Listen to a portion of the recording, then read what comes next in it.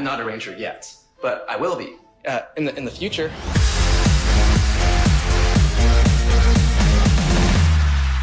Once a ranger, Always a ranger. Hello, everyone, and welcome back to Once a Ranger. I'm joined with Nav, Akil, and Nick. And this week we're talking about The Green Candle, I would say, one of the better episodes. It's in the top for Mighty Morphin for all of us. And it's historical, the only kiss in Power Rangers history. And now, Ever? Akil, you ever. Yes. Ever. Only kiss ever in Power Rangers history. This That is is wild. it. Yeah. Yeah, it is wild. I know as a shipper, Yes. of the pain that Only I've been through. the only one with lip to lip action, lip on lip I know. action. Yeah, lip Oh, I guess so. Yeah, I've never really thought. Jen, are you kidding me? Who getting that hug in Time Force? Right. Yeah. Forever. I don't know about that, but I think it was in the first episode of this podcast you said that there was a kiss somewhere in this season. So now we've crossed the threshold. We know when the kiss is. We know This who is it it. is. This is it. it. Power Rangers. Yeah. You can all go home. Yeah. now. Yeah, This is it. All leave. And Keep with that, Power I'm Rangers. announcing my retirement from the podcast. They've kissed. It's over now. We're done. We'll see you guys next time. Yeah. Do you have any initial thoughts, Akil, other than the kiss? The kiss? Other than the kiss, I really liked just the structure of these two episodes. Because before, like when we're watching them, it seems like random and haphazard and like random monster that doesn't mean anything comes down. Like last episode we had Babe, Ruthless, and I guess a caterpillar or a giant silkworm. That's not really informed by anything. But this, like, setup, payoff, we had the candle. That was our countdown for the two episodes. The stakes are set up right away. The consequences are set up right away. The resolution I didn't really understand. If you just give your vest to the Red Ranger, then Rita can't access it. Maybe that'll get explained later. I don't know. But it was I saw it really as it's good linked episode. to his body, right? Because that's how she. Because if you this is just how I rationalized it in my head. This is totally made up, by the way. So if Zordon says she can make the green candle because she had access to like parts of Tommy's like essence, I guess, when he was captured. So I think it is actually linked something. Yeah. So I think it's linked to his body. So by transferring the power coin to Jason, the power coin is no longer linked to Tommy's essence. It's linked to Jason's essence, so she can no longer access it. Okay. I think That's just how I make sense of it. Sure. so. Running through the first episode, because I there's a lot of things that lead to this very last part.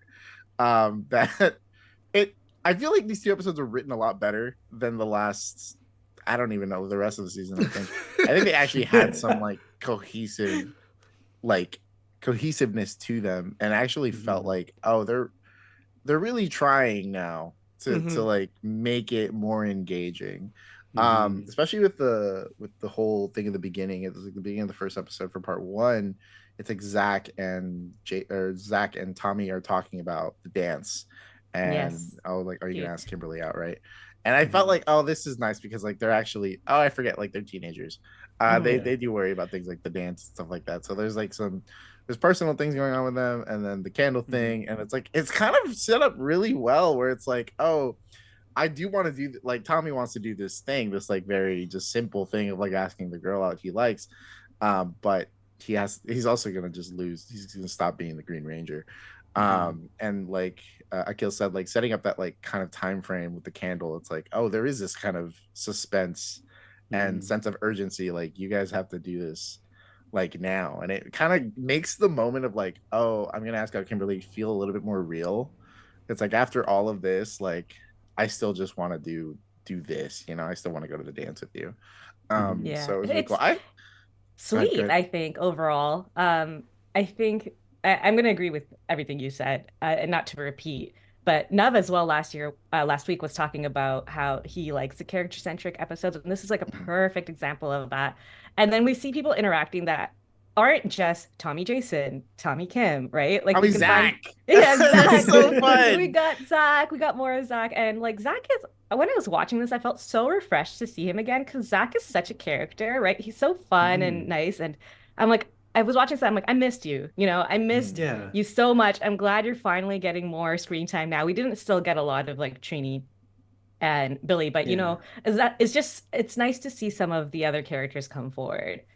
Yeah. I think Zach's whole routine of like, this is how you ask out a girl. First, you gotta bust a move. That was just amazing. Like character wise, because that's how he was set up in the beginning, but also from the comment in last episode of these kids know nothing except martial arts.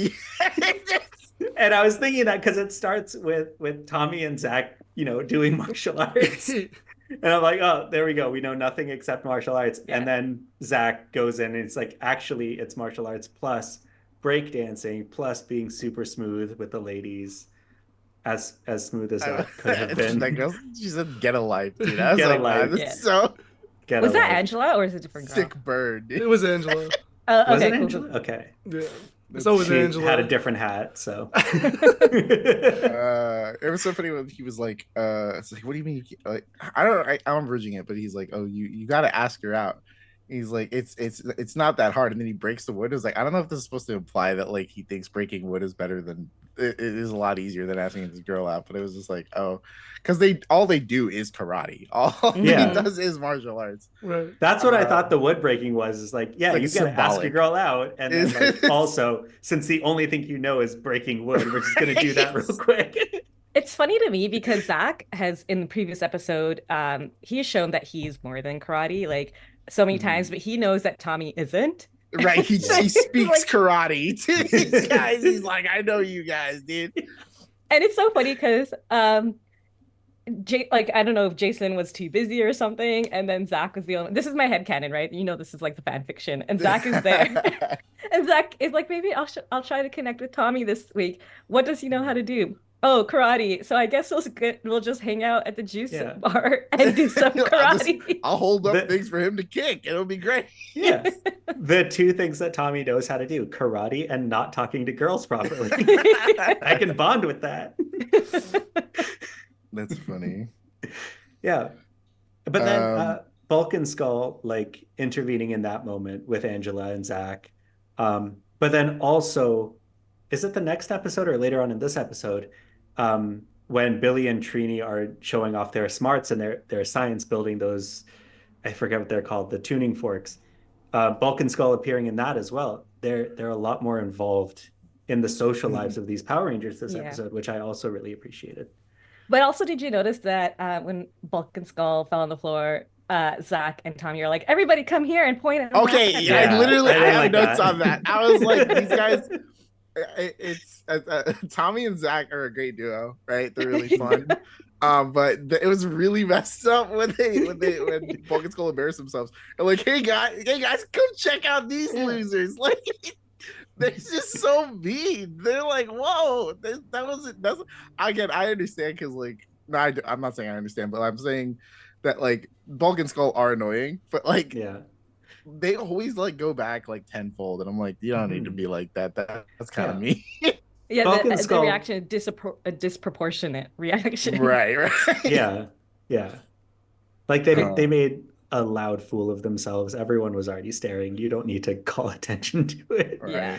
In the comic books Go-Go Power Rangers, there's actually is a dance, and they all like try to find dates. Bulk actually has a date with a girl named Haley for the dance, which is really nice. It's a really nice story arc actually, because he's like trying to be prom king, or like homecoming king or something like that, just to like kind of be annoying. And he ends up having a date, and then the homecoming queen, who really doesn't want Bulk to win, is like, you either like step down, or I'm gonna dump a bucket of paint on you and your date. And Bulk is like, all right, I guess like he falls out of the running because he doesn't want his date to be like all messed up by the paint or whatever, which I thought was like really nice. It's like, okay, like obviously they didn't have any foresight when they filmed this, but it's I was like, oh, that's where this plot line comes in. And then like, it's only a very small plot line. I don't even think we see them, to my memory, I don't even think we see them go to a dance. Nope. No. No. Mm. Yeah. The only memory I have is do you guys remember that thing that Amy Jo Johnson did, that movie? What's it called? She was like a ghost. Do you guys remember? Oh my god, she was like a ghost. She fell off the bridge. Oh, I have And no then idea what you're talking Oh about. my god, really? Susie Q, right? Susie Q, that's Oh. what it is. Uh, So That's wait, my you're only- saying that like you don't remember them going to a dance at all? Because there are scenes where they do go to dances. Like Adam wanted to ask this girl out for a dance. Same story, but with Adam. Right. And they actually have a scene where they're dancing. And Was they're it dancing. at the juice bar?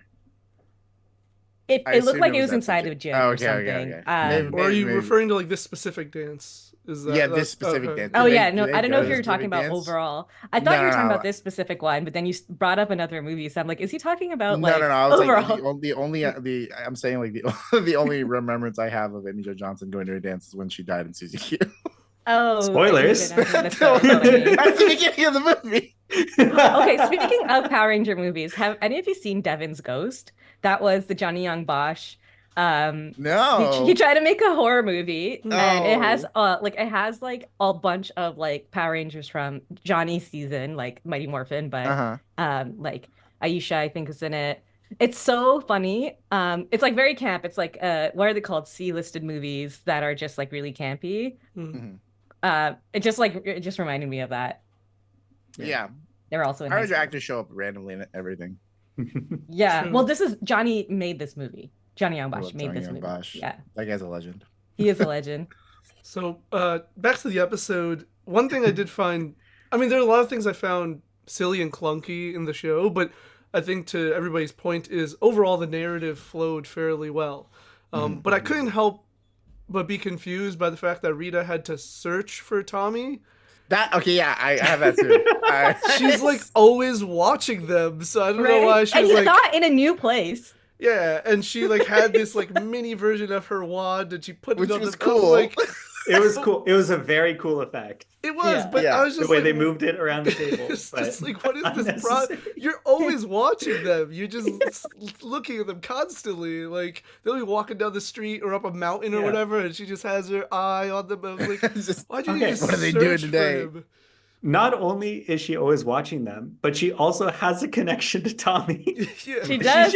Out of all of them, she should know where he is Right. Yeah. Yeah. more than anyone else. But still, There were definitely some silly stuff. And I agree with you, Nav, like Tommy specifically. And he's like this a lot, and he's gonna continue to be like this. Like these over dramatic flares he does when he's fighting are not effective in a fight. Like, I'm sorry to tell you this, but you kicking the air 3 times before you kick a putty is not helping. He did it like 4 times in that putty fight. I do like in that fight that they actually had the problem of like not being able to get to the morphers. I thought that was Yes. really cool. Like Kimberly's It was. morpher was kicked. He said he couldn't grab his, and I was like, "This is a real problem. These are the real problems." Yeah. These are the real problems. Yeah. That fight was my favorite because not only is Tommy like doing these weird flips that don't do anything, the putties are doing weird flips that don't do anything. Kimberly is doing weird flips that don't do anything. I'm like, this is the best. I like that nobody's hitting each other. Well, okay. This is so fun.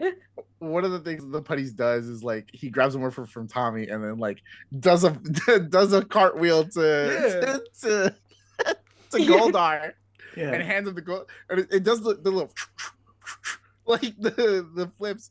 And then there's also that time where he finally gets let go. Tommy gets let go, and he's like, no, and he starts doing this. He just You're starts. He did that with Goldar too. Like, you're not hitting him. He's just like, ooh. He does not hit him at all. And then Like, he just gets kicked by Tommy, or he gets kicked by Goldar. yeah. literally, he's been practicing too much on Balkan Skull with these like almost hits. And he says Hitsukia way too much. Yeah. Yeah. Yeah. Like and this one is, right like, after the other. in future episodes, I remember this so distinctly, and it stuck with me my whole life. He was trying to do like a sneak attack and then grab something in a sneaky way, and when he grabbed it, he went Hitsukia! And it alerted everyone to his presence, and I'm like, Tommy, you didn't need to do that. Oh my Oh, goodness. iconic. But That's- I really appreciated the fact that like they were actually overwhelmed by the putties, and then Yeah. okay, so he gets brought to the dark dimension or Rita's dimension, whatever. And then even like initially I was like, okay, the candle's there, and I'm like, can't he just put it out? And then that was like literally the plot was them trying to put out the candle, because I was like, oh, okay, so like it was cohesive and it made sense. I did find it weird to the point of like he would punch Goldar and Goldar wouldn't be phased, and I was like, wait, when did Goldar get made out of like, you know, titanium? Like usually when they hit Goldar he still reacts, but this time him and Jason took strikes and Goldar just absorbed them. And I was like, are you stronger in this dimension? Like I'm very confused. But he might be stronger because Jason was having a hard time last time he was there, but I think he did get hit last time he was there too. So I don't know. That dimension. Yeah, he tripped him. Right. Yeah. So, but that's not really a hit. I guess, but I mean, I don't know. It was just like, it was an interesting note. I was just like, oh, he's not even being phased. He literally just stood there, and it, like the punches just kind of bounced off of him. I was just plus when he left, he had these like weird like CGI chains. On Yeah. Tommy, which I thought also were funny. And when I was watching it the first time, I was like, this is kind of like, what was the point of this? Why not just put chains on him? But I think the fact that they were magic made it so he couldn't move his legs and stuff. So I'm like, okay, actually plot-wise, this makes sense. Because then he could just like go. I was thinking the opposite. I was thinking like on the set, they told him these chains are going to wrap around your whole body. Because that's how he was standing. Like he couldn't move his shoulders or anything. But then I guess they ran out of budget, and so the chains only go to his arms. They're like, no, sorry, it's not gonna happen today. We'll do half the job. We'll do, That's so funny. This Zord fight was also really, really good. So this guy, Cyclops guy, he's a shapeshifter. I love Cyclops. Yeah, I was thinking about when the Dragon Zord's like he's smashing the fake Dragon Zord is like just going on a rampage through the city. I'm like surprised there isn't one reporter being like, the Power Rangers are a menace. That's I have a note on that where it's like, why does nobody question the Power Rangers at this point? Like you have this thing that's disguised as the Megazord just terrorizing people, and there's just like no social implication that like people are just questioning the Power Rangers ever.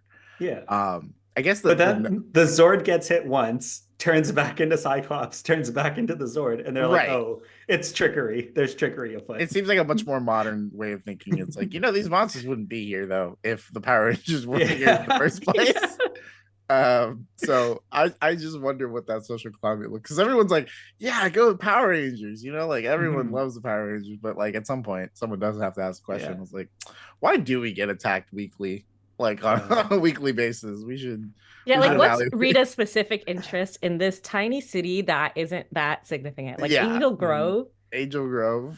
I mean, Angel Grove is clearly not tiny because it has buildings like same as Tokyo, right? I think it's like it's supposed to be Los Angeles. That's what I always thought because it's Angel Grove. Oh, right, that makes sense. But even then, it's like someone has to ask. Like Rita only attacks this one city. Also, does like the world know about Rita at this point, like as a figure? Well, they do mention Rita, like Angel Grove citizens do mention Rita, but I don't know if the whole world at scale knows about Rita. This is before all the local news were syndicated, so they only know what's going on in Angel Grove. Nobody else knows what's going on in Angel Grove. Classic it was the 90s classic 90s. But you're right, like how did like the first time they mentioned, I think it was Ernie, he was like, oh, Rita is like at it again or something, and I'm like, how do you know who she is? Right, other than like this time she like tricycles like on her way to Earth, like but nobody's gonna like look at a penny far thing in the sky and be like, oh, that person is named Rita. It's Rita. Like that's so weird. I have no idea. It's like, I mean, I'm pretty sure she came down to Earth and announced herself in the first episode. So that's like not on the moon. On the moon, she announced herself. Hill. No, she came down to Earth like she was on, maybe not on the ground. Obviously, she doesn't. Entertain us in that way, being on the ground like us peasants. But she like came to Earth and she announced her plan to like destroy and take over. How many people retained that? I don't know, but we will see in future episodes that the Power Rangers do like interact with like media and stuff like that, you know, so like they're on TV at one point, so maybe they pass this information on. I don't know. When we get to that episode, I have pre-notes on that episode. Okay, let's see. This episode, I remember watching this first time as a kid. So watching this as an adult, I actually have like side-by-side emotions going on. And I remember being so stressed when this episode came on and so devastated when the episode ended. Like I felt like my heart was gonna break at the end of this episode when I was a child. As an adult, I don't know. We know it's gonna for the two-parter like all together. Yes. Oh, okay. Yes. Yeah. So for me, I'm like, this is one episode. I see. Sorry if I'm talking about this. I'm like, this is one episode. So I apologize if I like mushed the whole thing together. No, I totally get it. I mean, this is kind of like the first loss, you know, like I've ever felt of like, what do you mean they lost? Like that doesn't make any sense. Like they just lose a Power Ranger, and it's like it's when you're like 7 and you're watching this, you're like, you have the coolest Power Ranger ever, and then he's just gone. Like he doesn't show up the next day. He doesn't show up the next time, and you're like, oh, this kind of is not. I don't like this. This is not fun. But it's like when I was 7, I assumed this was like my Infinity War. This was like, what do you mean it just ends? Like that's it? It's over? Yeah, for me it was interesting because I was telling Nick and Akil Minos before the episode recording, I was saying like I don't remember the content of this episode. I just know what it's about and what happens. So like watching it though, I like put myself in the mindset of, because of the way every other episode pretty much is played out, I was like, oh, okay, he'll get his powers back at the end. Like, don't worry, they'll find a way. So like even though I knew what was going to happen, still my brain was in that process of, but it's the Power Rangers, they always win kind of thing. And so like when they don't succeed, it's a big like shock, and you're just like, wait, it's like a very bittersweet ending, because at least she doesn't get the powers, and Kim and Tom get together, but it's weird, right? It's a very weird ending in that sense of, it's not they're not doing a big high five freeze frame. It's just like it's strange. Yeah. The ending, honestly, I was like squealing at the ending, because like I was like, this is the cutest thing ever.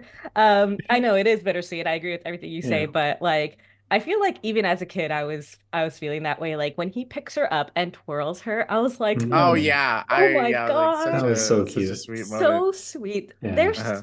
They're such an adorable couple. So like I get it why people were so diehard about like Kim Tommy and really upset about Kat and Tommy. But yeah, I forgot how adorable they are together. I'm like, these kids are so cute. They make a good couple, because even when he's like so nervous about it, I feel like they changed his character a bit in this episode. I feel like yeah, totally. Like when did he become so like puppy faced? Well, I thought it was just like he's written better, and like he doesn't want to, like there's no instance of these 2 episodes where he just like, I'm gonna run away right now, or I'm just gonna not be here. I'm gonna come up with an excuse to go do karate somewhere else, because it is like a very Tommy focused episode. My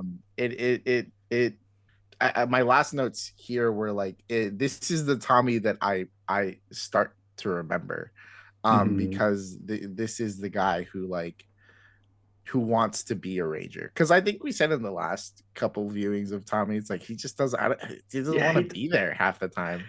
But this time it's like, oh, his friends are gone, and Rita's there's monsters attacking. It's disguising as the Zords.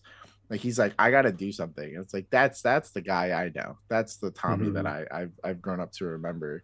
Yeah. So it is like sad. It is sad, him going toward the Zords and fight them himself. Like this episode really stressed me out. Just like even as an adult, I'm like, I know what's gonna happen, but I'm still stressed. Like this is the first time ever they mention death.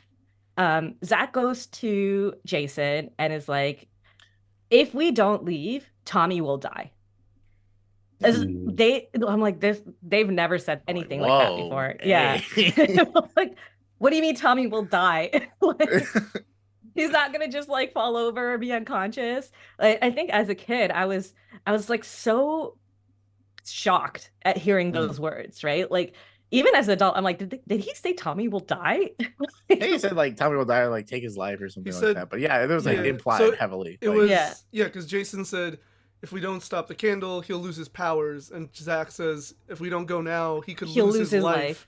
Yeah. But still, Poetry. It's still, yeah, it's Yeah. well written dialogue. It's great, you Poetry. know. And like that moment in particular, I want to talk about that moment because I think it's important for a couple of reasons. One, it shows like I just like Zach and Jason interacting in that way, but Jason going to the dark dimension, you could see, or at least I felt you could see how much of a burden he was taking on. Like internally, he was like, I have to do this, like otherwise I fail as a leader and a teammate. Like, you know, if he doesn't get the candle, and that moment where him and Zach are, because he was like, what are you doing here, dude? Like, he was very aggressive with his what you, but it was out of the fact that like, A, you're now putting yourself in danger. Like, I don't want anyone else in danger, you know. And then B, Zach's telling him we got to go, and he's like, but I haven't completed the mission. That's what I'm here to do.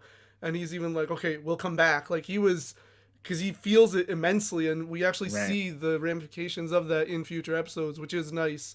And so I just really appreciate it. It goes back to the Island of Illusion episode of him taking on, feeling that responsibility of being leader and not being able to, you know, protect his friends and you know, serve the team as he feels he needs to. Yeah, it's a good moment for Jason like to grow, because I mean, we lose Tommy after this kind of, and we like it is just kind of Jason leading the team by himself once again. I mean, Tommy didn't do much either way, but they did have that dynamic of just like being kind of the same person a little bit, I guess. Yeah, two sides of the same coin, Two sides of definitely. the same coin, exactly. Same And power then- coin. exactly.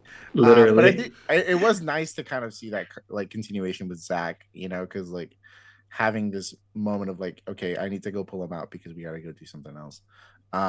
It is cool. I will. When they were talking about the candle specifically, I was going to mention this last time we were talking. We talked about the candle.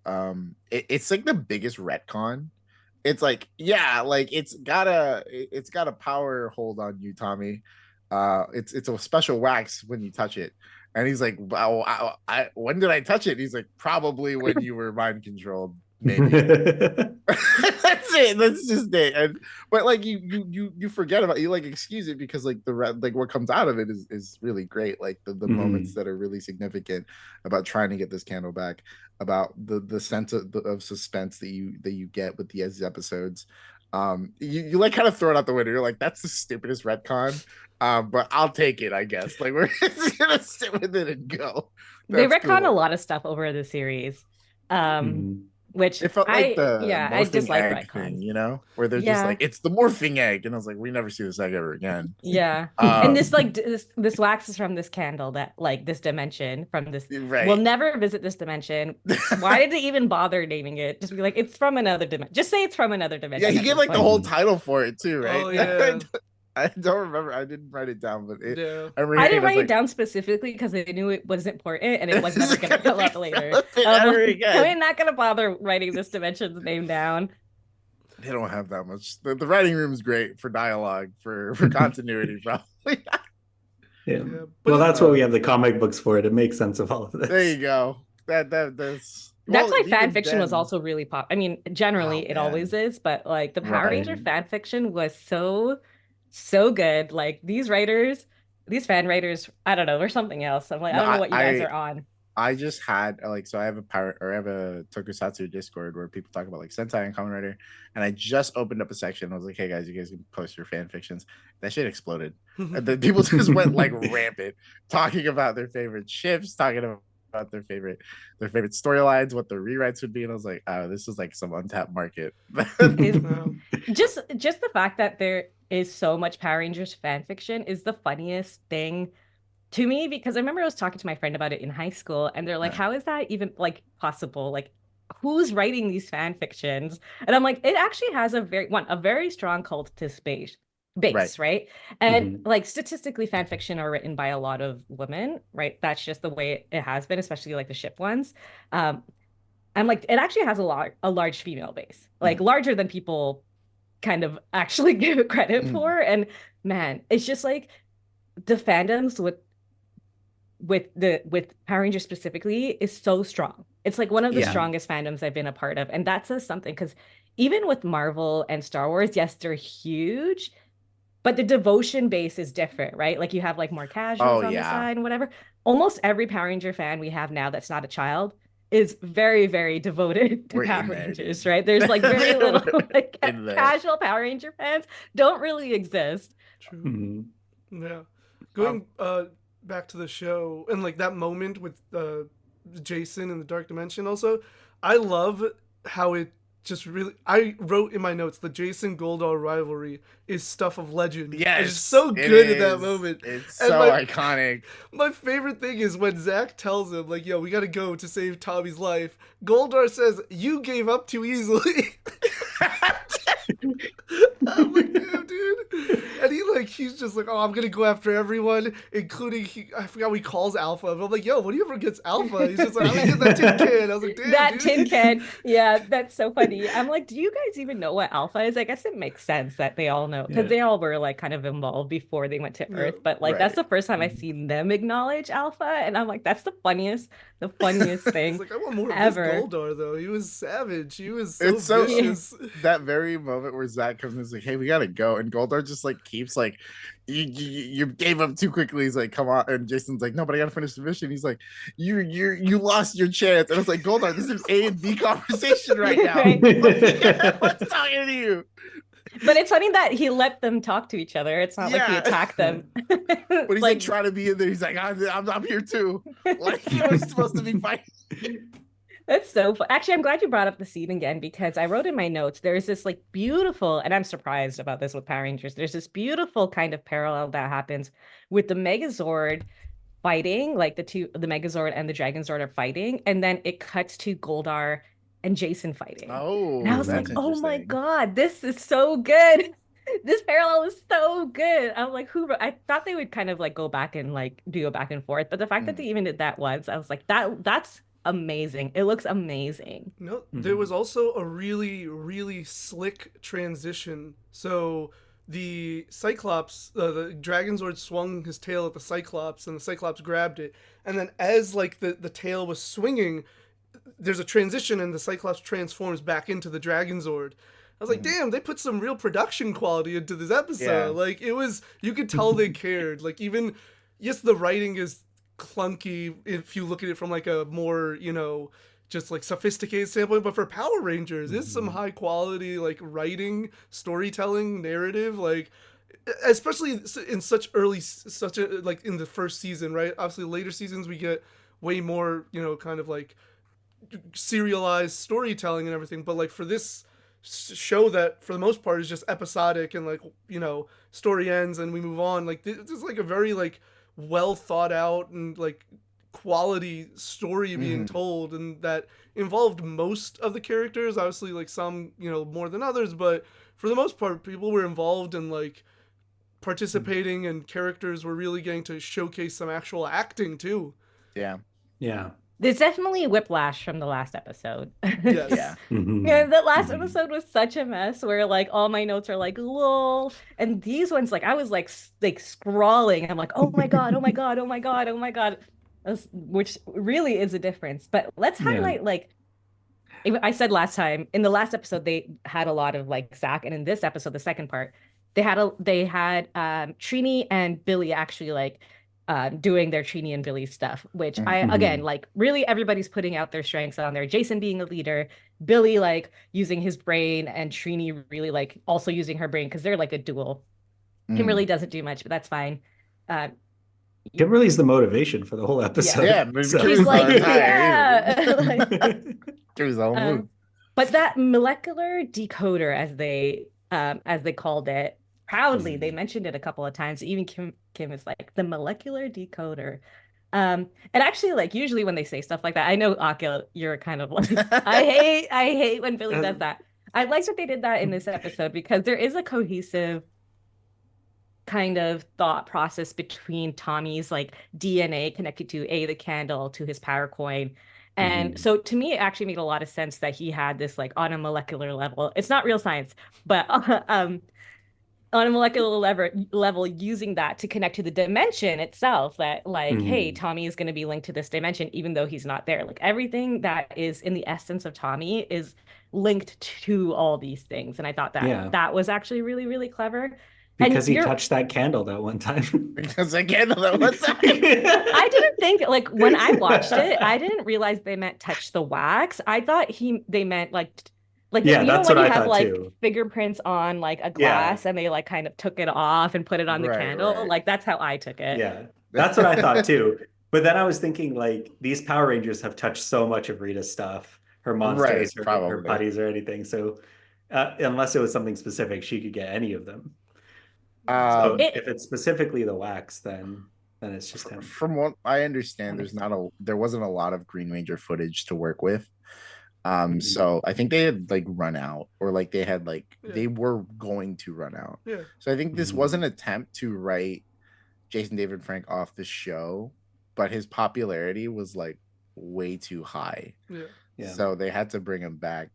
And like, I mean, like obviously, yeah, like we know now he's like the greatest Ranger ever, but like it's like this was so weird to watch. It was like they definitely just tried to just boot him. yeah. right. They're trying to get him out of here. Or It's even kind of just keep his character, but don't keep his Ranger. don't yeah. Yeah, Because Yeah. he yeah. I does mean, stick around here and there, but he Yeah. still is like how he was in the last few episodes. He's still not Mhm. really there. right. Um But So I think it's funny because like the last scene where like he's with Kimberly, she's like, "I miss you," and I was like, "Have you guys just not seen him the whole time?" I think Like, like did he well, you just she said like, oh, hasn't because he's always gone. yeah, come on, he's that's like, true, no, that's no, no. true. I think he went on a recluse because he did say, hey, like I've just been trying to focus on myself.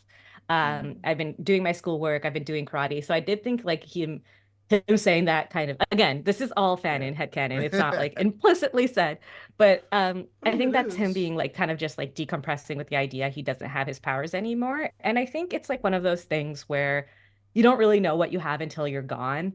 Mhm. um I know, like, I guess we know on the outside, we know it's because of footage, blah blah blah. But when we're looking inside and he just isn't caring, and up until the point he's like, wait, I actually might lose my powers, it's a Mhm. lot to kind of deal with. Mhm.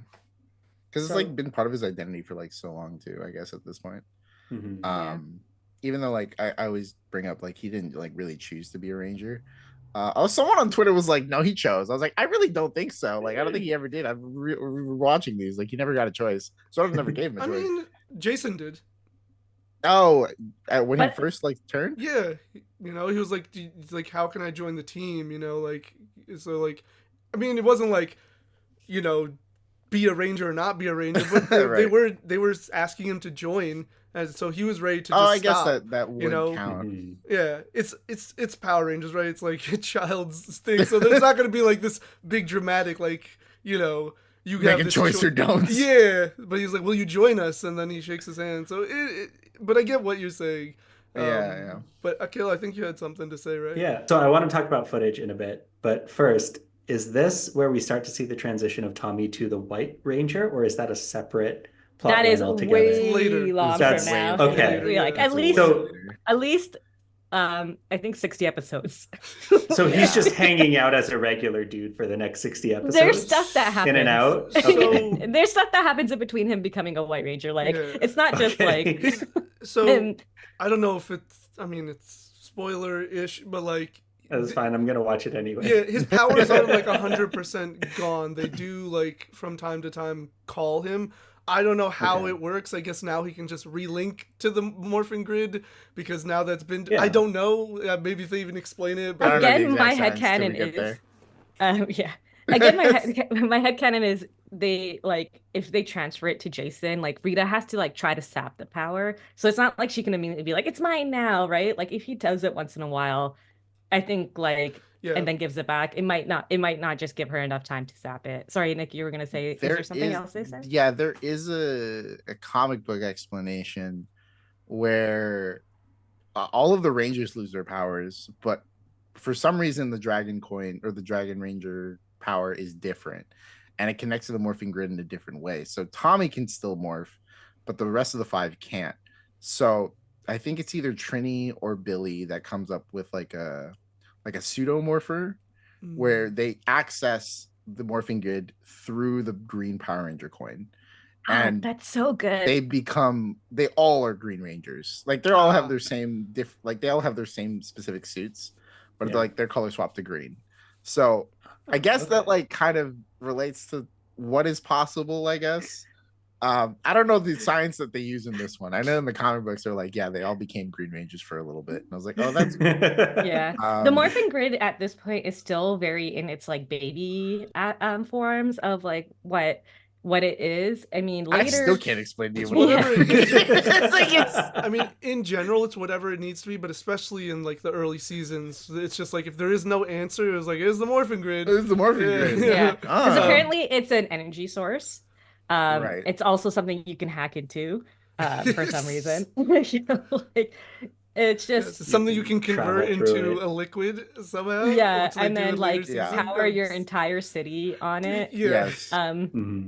But it's also an all-pervading like force, like the Force in Star Wars. It's just like immersed in it, and it's because it really is like ultimate Deus Ex Machina. Like they're just like, what? How do we get out of this problem? Like I don't know. We'll just access the morphing grid in some kind of way, and then that'll solve all our problems. Yeah. I love when they're just like, he can't access the morphing. I was like, well, why not? What is the physical? What is the device stopping him from accessing it? Like just random. I don't know. It was in a bad mood today, so it just didn't feel like giving its powers. I don't. So I think the doesn't have the midi-chlorians. That's given is that you require a morpher and or object to connect to the morphing grid. You can be connected to the morphing grid without an object, but you cannot like obtain its full power through it because it acts as like a vessel. And this is the thing at the very end of the episode where Tommy's like, like what's happening to Tommy? He's like, oh, his body's morphing back to what it was before Ranger. So it's like, okay, so you are connected physically constantly, but you are not like when your connection is severed, you just like are just a person, I guess. Because I don't know. I don't think any of them have gained superpowers in like future seasons from being Power Rangers. Some have had superpowers prior to becoming Power Rangers, but I don't think it's arguable because of the stones in Dino Thunder. Right. Technically gave them powers. Yeah. Sure. But we don't know if that's because of the morphing grid or if the stones are radioactive or whatever. Akil's mind is blown right now. So wait.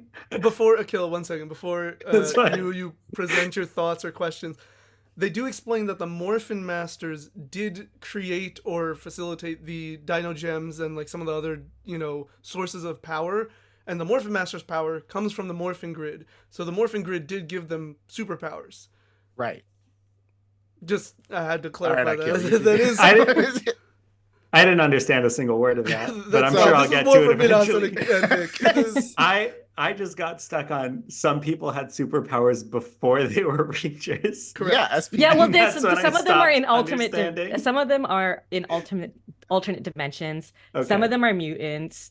So there's like wizards. Some of them are wizards. Yeah, of course, because why aren't they? Ninjas? The ninjas actually did have powers before becoming Rangers. They could like is that like a technique though, or is it just like a... Yeah, okay, fine, but it's a ninja technique to walk on water. So in this world, there are like the morphing grid, which gives certain powers, but there's also just a different level of magic that also gives powers. Then there's also superpowers. Yeah, and these are three different things. And you could be mutants, yeah. So these are all and mutants, which also give different powers. Not mutually exclusive to any of them. To the morphing grid. Okay, so not mutually exclusive SPD. Or exclusive. Like SPD. these are separate. Yeah. These are separate things. Okay. Well, if you're talking about Mystic Force, I do think the powers come from the morphing grid. I think so. I don't know. Dude. It's so funny. Like, Akil, you're gonna actually notice as we go into future episodes, there's like a lot of heavy influence on whatever is going on in the world at the time. So like when we get to In Space, it's like Jedi, Star Wars. When we get to Mystic Force, it's like Harry Potter. So like you'll really see the kind of influence that's going on there. Yeah. But yeah, it gets convoluted. The Yeah, stories definitely. because they still interact with each other, Mhm. right? Like Yeah. it's like they interact with past Power Rangers and whatnot. And SPD, you bring it up, Nav. It is one of those like tricky overlays because the Time Force Rangers don't really. So that's the one with mutants, Akko. They don't really have powers. So do the mutants kind of like and humans kind of like merge? Like why do they have powers? Why does Bridge have like can feel the essence? Like, why can they walk through walls? I might be misremembering, but all of their parents in SPD, all of the Rangers' parents were involved. They worked at SPD, and they were like scientists, and they like I think like engineered powers or something. It was something like I could be But kind of even the street people, the people who were like in prison. no. Yeah, I think Maybe their parents were also involved. maybe it was a more maybe it was a more of like a social initiative after Time Force, because Time Force was before SPD chronologically, Hmm. and SPD was, or Time Force was a much more like Well, SPD was before. segregated ideology of like, if you're a mutant you're a criminal kind of thing. In SPD that isn't exactly, it's not exactly the same thing anymore. Like, I don't know if Cat and Kruger are considered mutants. I think Kruger's an alien for sure. I don't know what Cat is. They're both But aliens. yeah, but like they obviously they have powers. Like the SPD people have Hmm. powers. But yeah, what were we talking about?